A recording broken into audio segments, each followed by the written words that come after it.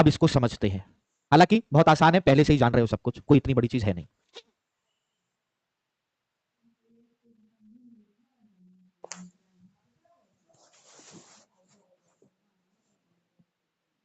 आप लोग जानते हैं कि जब सूर्य कर्क रेखा पर लंबवत होता है तो ITCZ, ताप रेखा, दाब रेखा, ये सब इस कर्क रेखा के उत्तर में पहुंच जाती हैं, जैसा कि हम लोगों ने इस फिगर में देखा था। ये देखो, इस फिगर में देखा था, ये पहुंच गया था सब कर्क रेखा के उत्तर में। अब जब ये कर्क रेखा के उत्तर में पहुंच जाती हैं तो होता क्या है, ITCZ जब कर्क रेखा के उत्तर में पहुंच गई तो दक्षिणी गोलार्ध की जो ये व्यापारिक पवनें हैं, जिनके संचरित होने की दिशा है दक्षिण पूरब से उत्तर पश्चिम, इसीलिए इन्हें साउथ ईस्ट ट्रेड विंड कहा जाता है।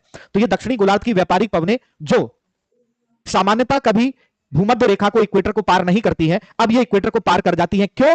क्योंकि सूर्य कर्क रेखा पे लंबवत होता है तो ITCZ कर्क रेखा के उत्तर में, ITC पेटी कर्क रेखा के उत्तर में विस्थापित हो जाती है। लो प्रेशर बन जाता है, इतना लो प्रेशर बन जाता है कि ये पवनें, दक्षिणी गोलार्ध की व्यापारिक पवनें भूमध्य रेखा को पार कर जाती हैं। अब जैसे ही ये इक्वेटर को 0 डिग्री को पार करके उत्तरी गोलार्ध में पहुंचती हैं तो कोरियालिस बल के कारण ये अपने राइट हैंड साइड में मुड़ जाती हैं। अब जब ये राइट हैंड साइड में मुड़ती हैं तो पश्चिमी घाट पर्वत श्रेणी से आके टकराती हैं। अब पश्चिमी घाट पर्वत श्रेणी ऐसे करके है, यहां पर इस तरीके से है पश्चिमी घाट पर्वत श्रेणी, है ना।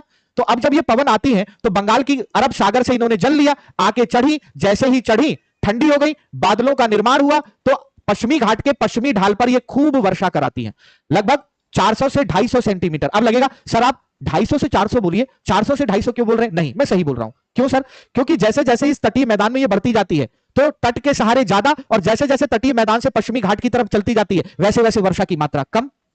तो 400 से 250 सेंटीमीटर की वर्षा इस पश्चिमी घाट के पश्चिम में तटीय मैदान पर यह वर्षा कराती है। क्लियर? यही शाखा ऐसे ही आगे बढ़ के काठियावाड़ और गुजरात के मैदान में भी वर्षा कराती है, लगभग 100 सेंटीमीटर की वर्षा, और अरावली पर्वत श्रेणी के समानांतर बहते हुए चलती है। अब बात आती है कि सर पश्चिमी घाट पर्वत श्रेणी में ये टकराकर तो सारी वर्षा पश्चिमी घाट में ही कराएंगी, पश्चिमी घाट के पूर्वी भाग में घुसकर इस वाले भाग में तो कराएंगी नहीं? नहीं, इसमें भी कराती हैं। कैसे सर? यहां कई सारे दर्रे हैं, देखो कई सारी नदियों के मुहाने हैं, इनके सहारे, इन दर्रों से, इन नदियों के मुहानों से होकर ये दक्षिण पश्चिम मानसूनी शाखाएं अंदर प्रवेश कर जाती हैं। क्लियर? और वर्षा कराती हैं। अब जब ये पवनें टकराई थी इस दक्षिण भाग में तो एक शाखा अरब सागर की, दूसरी शाखा बंगाल की खाड़ी की। अब ये शाखा चलना शुरू करती है। अब जब ये चलना शुरू करती है तो शुरुआत में तो कोरोमंडल तट के समानांतर निकल जाती है, लेकिन यहां नदियों के मुहाने से कई बार इस शाखा की कुछ शाखाएं, बंगाल की खाड़ा की कुछ शाखाएं आकर इनसे प्रवेश कर इस अरब की सागर की शाखा से टकराकर यहां बारिश कराती है। अब एक शाखा ये जो चलती गई, अब ये म्यांमार और भारत की सीमा पर हिमालय का विस्तार है तो ये पार करके इधर नहीं जा सकती, हिमालय से टकराकर ये इधर ही बनी रहती है, टकराकर नीचे ही बनी रहती है। तो मेघालय पठार में या शिलोंग पठार में खासी की पहाड़ियों में बंगाल की खासी जो ये शाखा है ये उलझ जाती है और सर्वाधिक वर्षा यहां पे कराती है।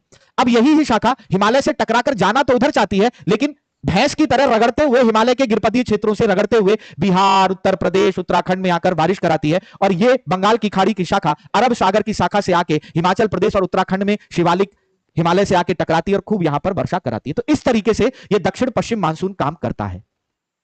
क्लियर है?